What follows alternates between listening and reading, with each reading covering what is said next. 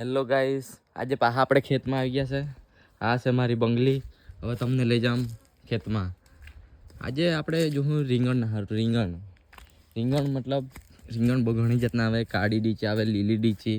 તેમાં આપણે જોઉં હવે કાળી ડીચી રીંગણ તો હમણાં ચાલુ થયા છે. હજુ રોપવાનું ચાલુ છે. રોપવાનું મતલબ કે રોપાઈ ગયેલા છે, ખાલી નાલા છોડશે એટલે બહુ નહીં લાગે એમ. બતાવું તમને લાગેલા અમુક જગ્યાએ. આ અમુક છોડવા તો મરી ગયેલા.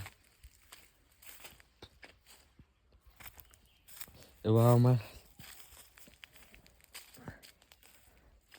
આ બાજુ આ બી મરી ગયું. આ પડછાય એના લીધે, આ કેરીનો પડછાયો લાગે ને એના લીધે મરી જાય. આ મરી ગયા. આ બી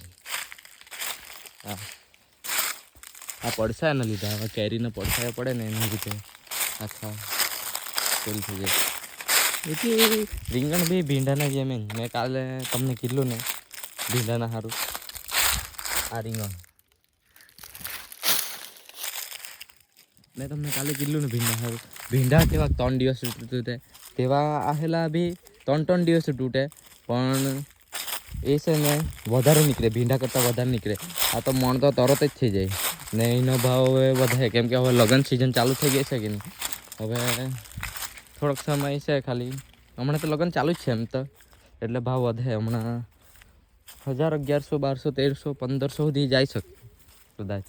એ બધું મને કેવી રીતે ખબર પડે એવું તમે જાણતા હે, પણ એ વસ્તુનું કંઈ બીજું લોજિક છે તે તમને મેં કહેવા થોડાક સમયમાં. આપણે ખેડૂત હાથે કંઈ બીજા બી છે, પણ તમને કહેવું થોડાક સમયમાં. આજુ નહીં કડ્ડી ખાઈ ગયેલું.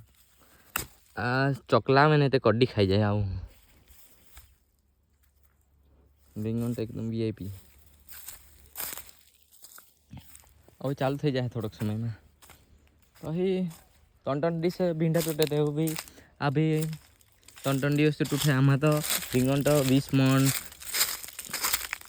30 મણ સુધી હો જાય શકે. છેલ્લે 20 મણ તો ખરા જ.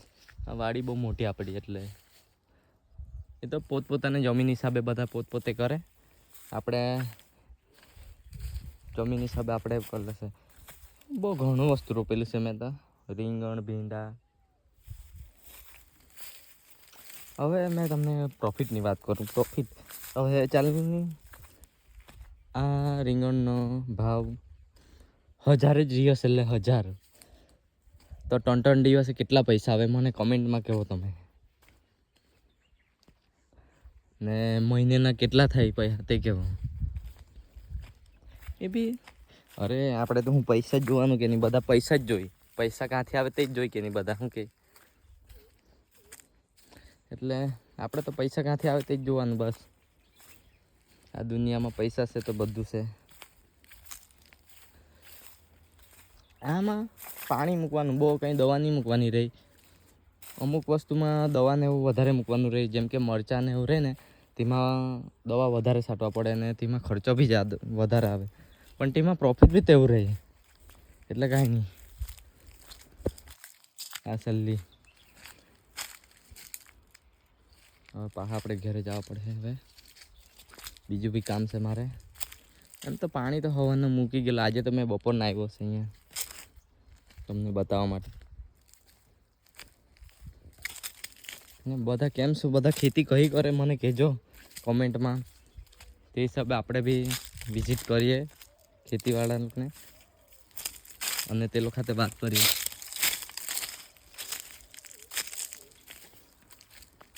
ને મને લાઈક, કોમેન્ટ, ફોલો કરી દેજો બધા ખેડૂત લોકો, જેથી કરીને આપણે બધા આગળ વધીએ.